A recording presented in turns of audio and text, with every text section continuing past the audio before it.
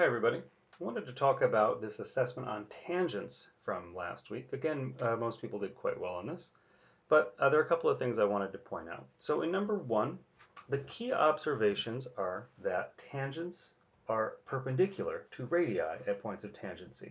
So when you pull this triangle out, it's of course a right triangle. Now, these two things are radii, so they're congruent.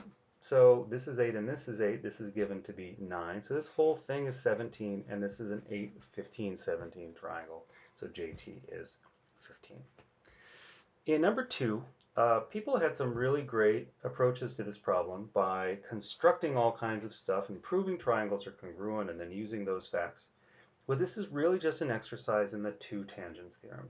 Now, a lot of people applied the two tangents theorem to point P, which is great, but it doesn't really do much for you in this problem. You need to apply the two tangents theorem to B and A. So BX is congruent to BQ. And applied to A, AX is congruent to AR.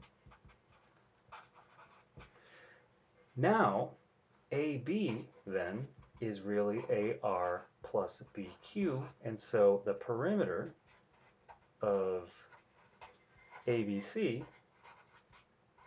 is PA plus PB plus AB, which is PA plus PB plus AR plus BQ, but PA plus AR is PR, and PB plus BQ is PQ.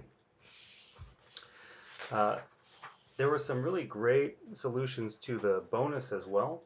Uh, I'm going to show you a quick one. So I'm going to draw this.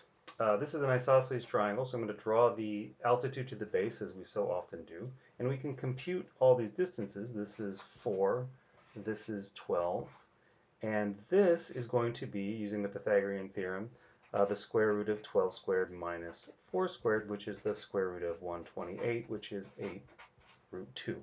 So this is 8 root 2 here. Now this is the radius, and this is the radius of the circle.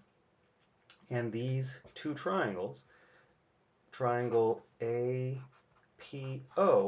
and triangle AXB, are similar by angle. Right? They're both right triangles and they share this angle. And so we can quickly write a proportion. We're going to say that, let's see, let's do, also by the two tangents theorem, we know that this is 4, so this is 8. So we're going to say that R is to 8, so leg is to leg as leg is to leg. 4 is to 8 root 2. So we do a little bit of cross multiplying. R is 32 over 8 root 2, which is 4 over root 2, and 4 over root 2 simplifies to 2 root 2. There's a really beautiful solution of this problem involving area. If you compute the area of these triangles here, in a couple of different ways, the answer will pop out as well. So I encourage you to play around with that.